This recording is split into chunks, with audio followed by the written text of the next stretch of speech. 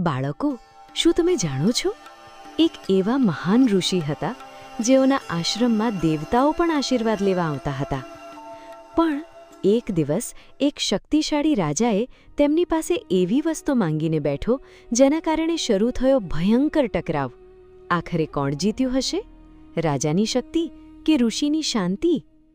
તો ચાલો બાળકો, આજે આપણે સાંભળીએ મહાન ઋષિ વશિષ્ઠની અદ્ભુત અને પ્રેરણાદાયક વાર્તા. ઘણા વર્ષો પહેલાં ભારતની પવિત્ર ધરતી પર એક મહાન ઋષિ રહેતા હતા.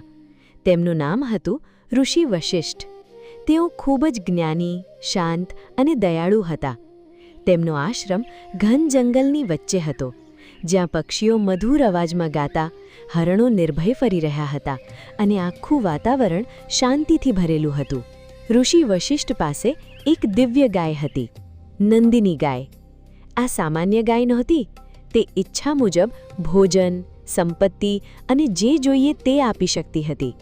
નંદિનીને જોઈને લોકો આશ્ચર્યમાં પડી જતા હતા. એક દિવસ શક્તિશાળી રાજા વિશ્વામિત્ર પોતાના સૈનિકો સાથે જંગલમાંથી પસાર થઈ રહ્યા હતા. લાંબી મુસાફરીથી બધા ખૂબ થાકી ગયા હતા. ત્યારે અચાનક રાજાની નજર દૂર એક સુંદર આશ્રમ પર પડી. ચાલો અહીં થોડો આરામ કરીએ, રાજાએ કહ્યું. ઋષિ વશિષ્ઠે ખૂબ પ્રેમ અને આદરથી રાજા અને તેમની સેનાનું સ્વાગત કર્યું. પણ પછી એવું કંઈ બન્યું કે રાજા વિશ્વામિત્ર આશ્ચર્યમાં પડી ગયા.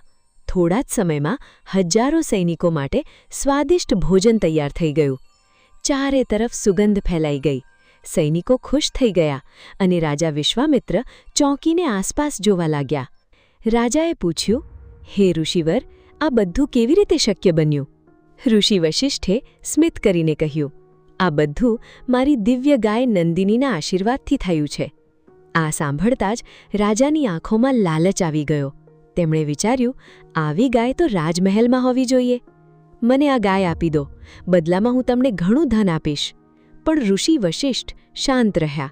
તેમણે ધીમેથી કહ્યું, રાજન, નંદિની મારા આશ્રમ અને યજ્ઞ માટે જરૂરી છે. હું તેને આપી શકતો નથી. રાજા વિશ્વામિત્ર ગુસ્સેથી ભરાઈ ગયા. તેમણે જબરજસ્તી નંદિનીને લઈ જવાનો આદેશ આપ્યો. પણ અચાનક નંદિનીએ પોતાની દિવ્ય શક્તિ દેખાડી.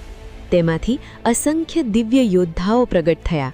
થોડા જ સમયમાં રાજાની આખી સેના હારી ગઈ.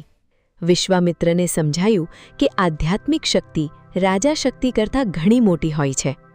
આ ઘટનાએ વિશ્વામિત્રનું આખું જીવન બદલી નાખ્યું. તેમણે વિચાર્યું, જો એક ઋષિ પાસે એટલી શક્તિ છે તો હું પણ તપસ્યા કરીને મહાન ઋષિ બનીશ. ત્યારથી વિશ્વામિત્રે રાજપાટ છોડી દીધો અને વર્ષો સુધી કઠોર તપસ્યા કરી. અંતે વિશ્વામિત્ર પણ મહાન ઋષિ બની ગયા. અને એક દિવસ ઋષિ વશિષ્ઠે પ્રેમથી કહ્યું, હવે તમે સાચા બ્રહ્મર્ષિ બની ગયા છો. આ સાંભળીને વિશ્વામિત્રની આંખોમાં આનંદના આંસુ આવી ગયા. બાળકો, આ વાર્તા આપણને શીખવે છે કે સાચી શક્તિ હંમેશા જ્ઞાન, શાંતિ અને ધર્મમાં હોય છે. લાલચ અને અહંકાર માણસને નબળો બનાવે છે. ધીરજ અને તપસ્યાથી કોઈ પણ મહાન બની શકે છે. અને બાહ્ય શક્તિથી નહીં, પણ સારા વિચારો અને જ્ઞાનથી માણસ ખરેખર મહાન બને છે.